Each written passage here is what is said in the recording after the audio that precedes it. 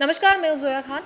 तो जैसे कि आप सभी जानते हैं कि 18 जुलाई से केंद्र सरकार ने 5% खाद्य वस्तुओं पर जीएसटी लगाने का निर्णय लिया है। तो उसी सिलसिले में Nag Vidarbha chamber of commerce ने उनके खिलाफ, केंद्र सरकार के खिलाफ विरोध प्रदर्शन जाहिर किया है। तो उसी सिलसिले में हम मौजूद हैं Nag Vidarbha chamber of commerce के अध्यक्ष अश्विन मेहाड़िया जी से बातचीत करने के लिए।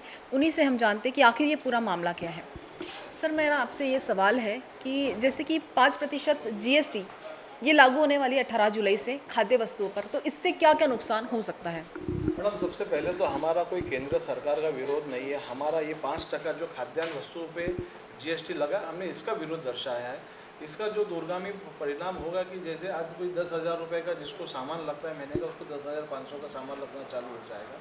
सरकार ने इसमें एक एक्ट है, लीगल मेट्रोलॉजी बोलते हैं, उसको इंक्लूड करा है। उसके अंदर 25 किलो तक पैकिंग का वर्णन है, यानी 25 किलो तक जो भी प्री पैक्ड या प्री लेबल रहेगा वो वस्तुएं पे, जो खाद्यान्न की दाल चावल गेहूँ जो भी रहेगा, दूध दही, ये सब पे लगेगा।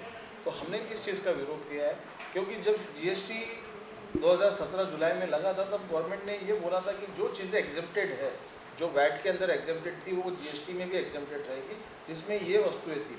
मैडम, किसी भी देश में, चाहे वो उन्नत देश रहे, डेवलप कंट्री रहे, अंडर डेवलप रहे या डेवलपिंग कंट्री रहे, तीनों में खाद्य पदार्थ लगता है और उसकी पूरी जनता इसको कंज्यूम करती है। तो ये वस्तुएं हर देश में कर मुक्त रहती है।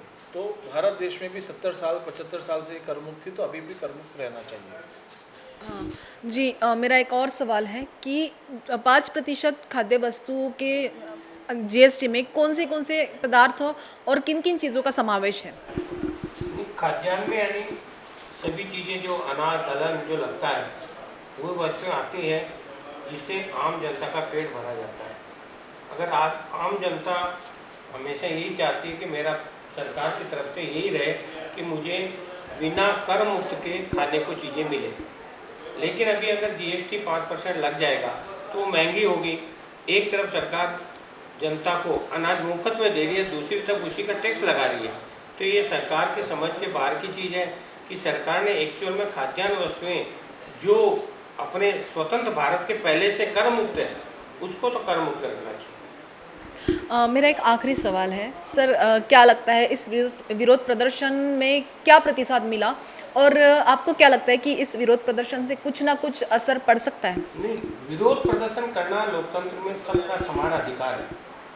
जब कोई आदमी रोएगा नहीं तो सरकार को कैसे मालूम पड़ेगी? तो व्यापारिक वर्ग का एक लोकतांत्रिक तरीका है कि भाई आपने जो खाद्यान्न वस्तुएं पर लगाई है, व्यापारी एक टैक्स क्लियर करके सरकार तक पहुंचाता है। ये दूरगामी परिणाम में आम जनता पे भी बोझ पड़ने वाला है। ये हम सरकार को जताना चाहते हैं, इसलिए भैया इसको 5% रिवर्स ले, ये हमारा विरोध करने का तरीका है। मैडम, इसमें 5% अगर जीएसटी लगता है तो हमको कोई फ़र्क नहीं पड़ता। हम तो क्या है, कंज्यूमर से, डीलर से ले के हम जमा कर देंगे, लेकिन एंड रिजल्ट कंज्यूमर पे इसका बोझ आएगा, करके हम लोग उसका विरोध करेंगे। जी, बहुत बहुत धन्यवाद सर, आपसे बात करके काफ़ी अच्छा लगा। तो ये थी Nag Vidarbha chamber of commerce के अध्यक्ष श्री अश्विन मेहाड़िया जी की प्रतिक्रिया।